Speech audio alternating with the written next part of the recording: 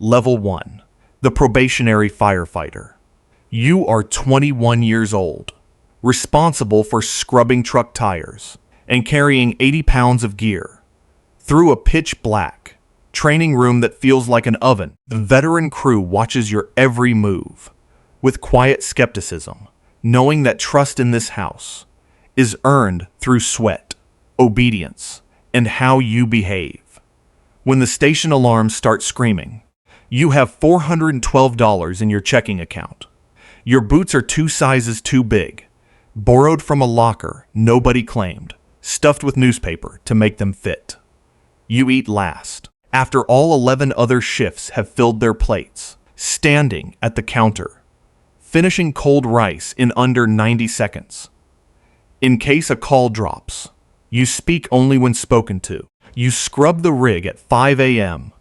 with a toothbrush, because a senior firefighter says the chrome isn't shining, and you do it again the next morning, even though it was already clean, because that's not really the point. Your hands blister, then callous, then stop feeling anything at all. You learn the station hierarchy by instinct, before anyone explains it, where you're allowed to sit at the table, which recliner is off limits, whose coffee mug you never touch. In your academy class of 41, only 22 make it past week 6, and you watch 3 of your friends quietly clean out their lockers on a Friday afternoon. No ceremony, no goodbye, just gone by Monday. You run the 1.5-mile timed evacuation drill in full gear, 65 pounds of turnout and tank, and finish in 11 minutes, 40 seconds, 4 seconds under the cutoff, lungs burning. A senior man named Delgado times you with a stopwatch and says nothing, just nods once, and that nod means more to you than anything anyone has said to you in a year. He never appears in this story again. You watch a captain walk past without looking at you, and you understand. You are furniture until proven otherwise. At night, you call your mother from a payphone outside the station because your cell has no signal in the bay, and she cries when you tell her you passed. Your first live burn evaluation, 500 degrees at floor level, holding position for 90 seconds, while an instructor watches your gauges. That is the last time she appears in this story.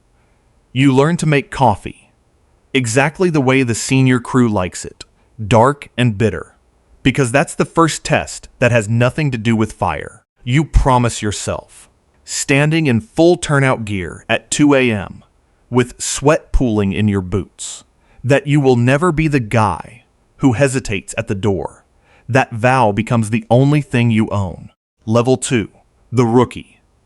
You are 22 now, off probation, riding the engine for real, assigned to engine 14 on C shift. Your first structure fire is nothing like training. The smoke isn't gray, it's black, and it moves like it's alive, rolling across the ceiling at 100 degrees, banking down toward the floor in a slow wave. You can't see your hand in front of your mask. You crawl on your knees behind a firefighter named Reyes, following the hose line by feel, counting couplings, 40 feet, 60 feet, and he grabs your collar once when you drift toward a stairwell that isn't there anymore, just a black hole where the floor used to be. He never appears in this story again. Truth versus myth. The movies show firefighters running upright into flame. The reality is, you low crawl through 400-degree heat, because standing means dying in under 90 seconds. In the days following that fire, you stop flinching at loud noises. You stop feeling afraid of the dark. Your SCBA tank weighs 30 pounds and holds 45 minutes of air, but panic burns air twice as fast. So you teach yourself slow 4-count breathing. To stretch the bottle, you lose 11 pounds in your first month of night shifts, your uniform pants hanging looser at the waist by week 5. You start sleeping in 19-minute excrinkerts between tones.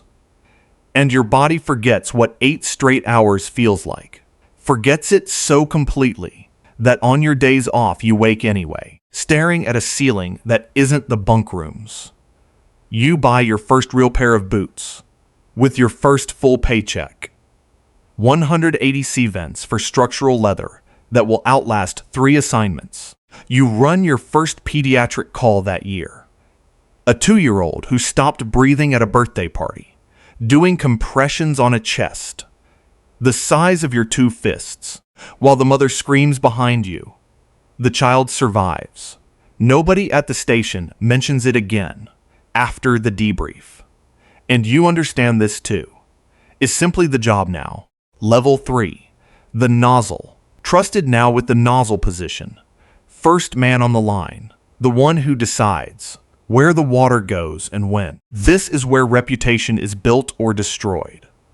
You've worked 61 structure fires by your own tally, scratched into the inside cover of a notebook you keep in your bunk. You've pulled 2 bodies out of buildings. One of them, a 34-year-old man who didn't make it 8 feet from his own front door, found on his knees with his hand, still reaching for the deadbolt. Nobody talks about it after the run. You go back to the station and eat cold spaghetti at 4 a.m. like nothing happened, because that is the culture. And the culture keeps you standing. You stop feeling shaken by the sight of a body. In the days following that call, you notice you've stopped dreaming altogether. No nightmares. No rest. Just static. Your knees start clicking on stairs. A faint grinding you feel more than hear. A stress fracture in your left foot goes unreported, because reporting it means light duty. And light duty means shame. Means being the guy who sits at the station table while everyone else runs calls, watching through the bay doors as the rig pulls out without you. The rig log shows your unit ran 2,847 calls last year. 90% of them are not fires. They are medical calls, car wrecks, a grandmother who fell and apologizes the entire time for the trouble, a diabetic seizing in a 7-Eleven parking lot at 3 a.m., a domestic call where the real danger isn't the smoke, but the man in the doorway who won't let you near his wife. The songs never mention the paperwork, the 96-hour work weeks, the smell of diesel exhaust that never leaves your jacket, no matter how many times it's washed, or the particular quiet of a 5 a.m. return to quarters when nobody speaks, because there's nothing left to say. Level 4, the engineer. You are 27, promoted to apparatus operator, the one who drives the rig and pumps the water, while everyone else goes in. It's a strange kind of power. You control the pressure, the flow, the difference between 150 gallons a minute and a firefighter's air running out before the line reaches them. You memorize the hydraulics, friction loss per 100 feet, elevation gain, nozzle reaction of 96 pounds at full bore. Math you do in your head at 2 a.m., while your crew trusts you got it right, without a calculator, without a second chance. Your hands know the panel in the dark, every gauge and valve by feel. Muscle memory built from thousands of repetitions. At your sister's wedding that year, you leave during the reception because your pager goes off for a multi-car pileup. 6 vehicles, a jackknifed semi, fuel across 3 lanes. You miss the toast. She doesn't say anything, but you catch her face across the parking lot before you climb into the cab, and you never see that particular look from her again. She doesn't bring it up. Not that year. Not ever. And the wedding photos sit in a box you've never opened. In the days following the pileup, 3 dead. 1 an infant in a car seat folded like paper. You stop feeling hungry after night shifts. You start keeping a bottle of Tums in every jacket you own. 3 unopened boxes in your locker at all times. You get your driver law operator certification that year. One of 11 in your department to pass on the first attempt. And nobody throws you a party, because that's not how this job works. You just get handed more responsibility and told to carry it well. Level 5. The lieutenant. You are 30, wearing a single bugle on your collar, in charge of a crew of 4. Command school teaches you incident command structure, span of control, no more than 5 people. Report to you at once, and you learn why the hard way the first time a call spirals past that number, and things get missed. You coordinate your first technical rescue. A construction worker pinned under an I-beam, trapped for 47 minutes, while your crew rigs a hydraulic jack system rated for 12 tons, working in 8-inch increments so the beam doesn't shift. You get him out with 6 minutes to spare, before crush syndrome would have killed him, his blood pressure crashing the second the pressure released. Your captain shakes your hand. That's the whole ceremony. You stop feeling the need for anyone to say more than that. The mirror moment starts here. You catch your reflection in the rig's side mirror after a 36-hour shift, and don't recognize the gray in your beard, the flatness in your own eyes. You are 30 years old, and you look 40. You ride in the back of the ambulance with the rescued worker, because the paramedic asks you to, holding a line steady, watching a stranger's face for the entire 9-minute transport. You start a habit that year of checking the exits in every room you enter, restaurants, movie theaters, your own living room, without ever deciding to start it. Level 6. The captain. Running your own station now. Responsible for 18 personnel across 3 shifts. You've been to 214 structure fires by your own count, though you stopped counting the medical calls years ago. There were too many. You sit through budget meetings, arguing for new turnout gear, because the current sets are 9 years old. An NFPA standard says replace at 10. The fabric's fire resistance degrading with every wash cycle. You lose that argument twice, before winning it the third time. Standing in a fluorescent lit conference room, arguing numbers to men who have never once felt 300-degree heat through a coat sleeve. A rookie under your command, 23 years old, hesitates at a door during a fire, and you have to pull him back yourself, physically, by the SCBA strap, 3 seconds before the ceiling gives out. He thanks you in the rig afterward, with his hands shaking so hard he can't hold his water bottle steady. He transfers to another station 6 months later, and you never hear from him again. One more face folded into the long list of people who pass through your command and vanish. You stop feeling the adrenaline spike you used to get responding to structure fires. It's just work now, methodical and cold. And some nights you miss the fear, because at least the fear meant you were still someone who could lose something. Still someone with skin in the game, rather than a man simply running procedure. You start noticing your own pulse in your ears when the station goes quiet. A low drum beat that never fully stops. Level 7. The Battalion Chief.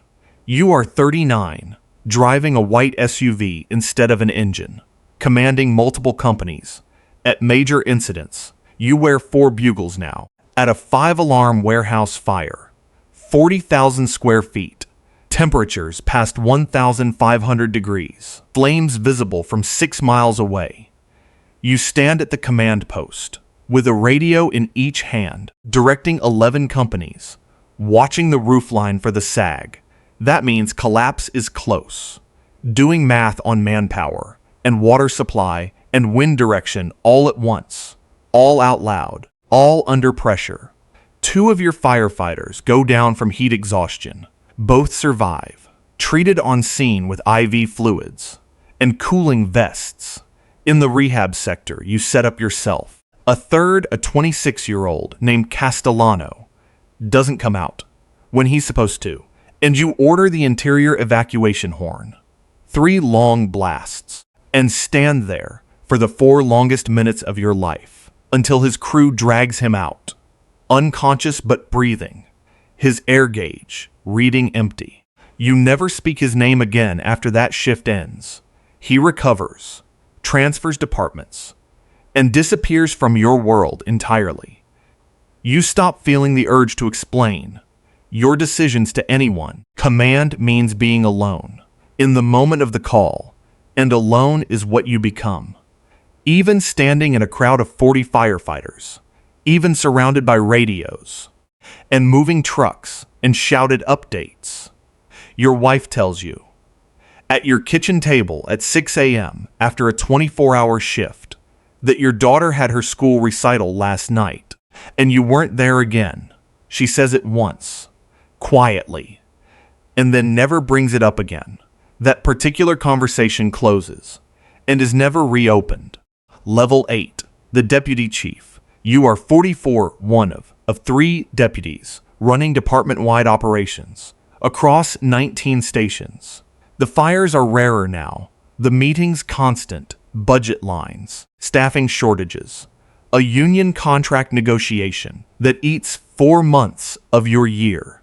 You attend 31 funerals in your career by this point, standing in dress uniform, in July heat, holding a salute for 6 minutes while bagpipes play, and a riderless engine passes, with an empty helmet strapped to the seat. At one funeral, a line-of-duty death, a 29-year-old engineer named Voss, who died from a floor collapse.